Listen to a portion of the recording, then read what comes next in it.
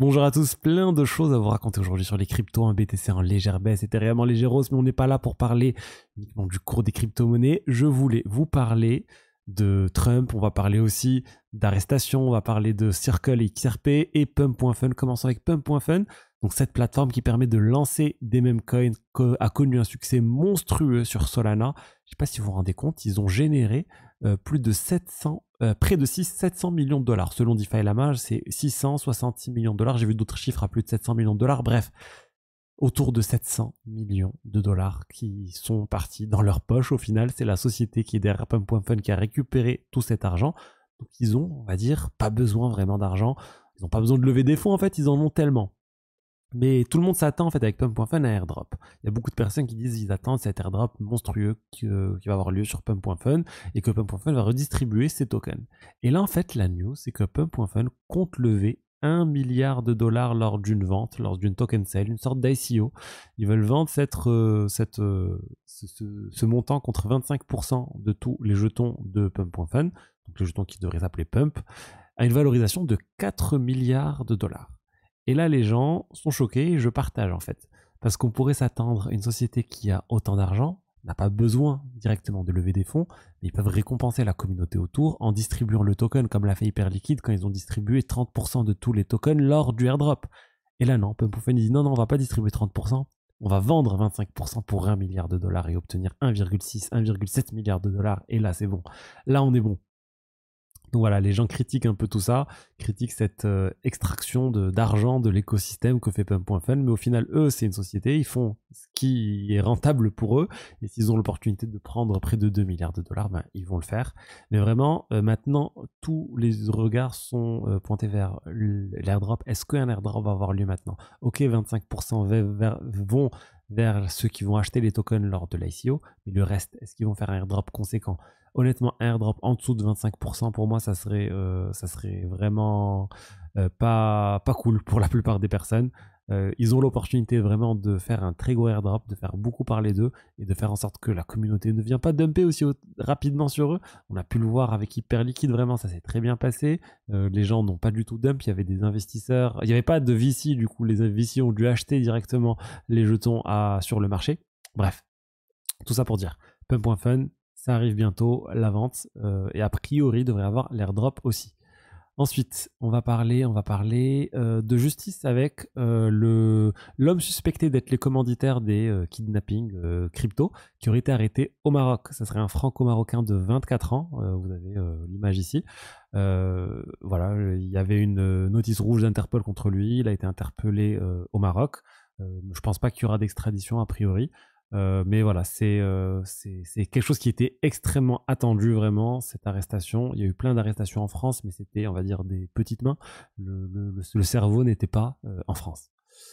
Donc voilà, bonne nouvelle du jour. Ensuite, on va parler de Memecoin avec des choses qui se passent assez étranges autour de Trump.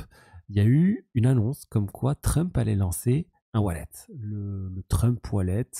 Et en fait, les fils de Donald Trump ont dit non, ça n'a absolument rien à voir avec Donald Trump et l'organisation de Donald Trump, la société Donald Trump, K Donald Trump.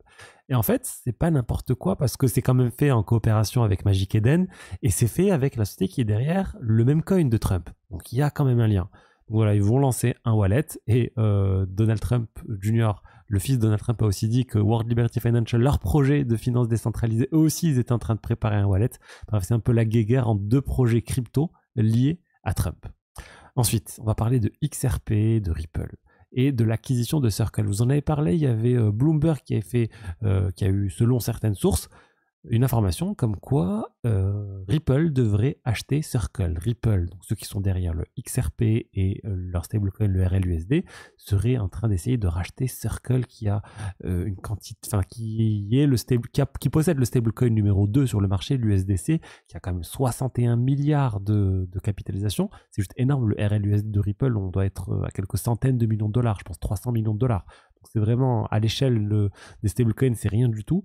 Et je comprends, moi, que Ripple puisse vouloir acheter Circle. Et en fait, selon Brad Garlinghouse, selon plutôt quelqu'un qui a interviewé Brad Garlinghouse, le CEO de Ripple, et ben en fait, Ripple dément totalement le fait qu'ils aient essayé d'acheter Circle. Donc ça nous vient voilà, de Chris Bummer, c'est un professeur à l'université Georgetown. Et voilà, il dit non, ils ont dit Brad a clairement dit que Ripple n'a jamais essayé d'acheter Circle. Donc c'est clair. Alors honnêtement, quand on est dans ces sphères-là, c'est difficile de savoir le vrai du faux, le bluff, de pas le bluff, etc. On ne sait pas exactement ce qui se passe, mais en tout cas, selon Brad Garlinghouse, Ripple n'a jamais essayé d'acheter Circle. Donc il n'y aurait eu que Coinbase, potentiellement, qui aurait essayé d'acheter Circle.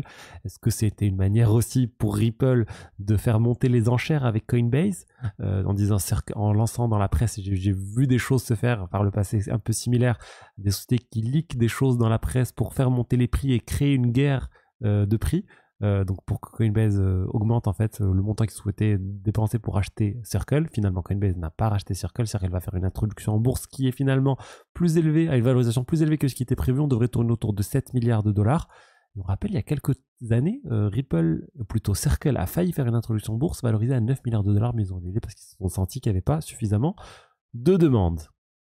Alors ensuite, on va parler.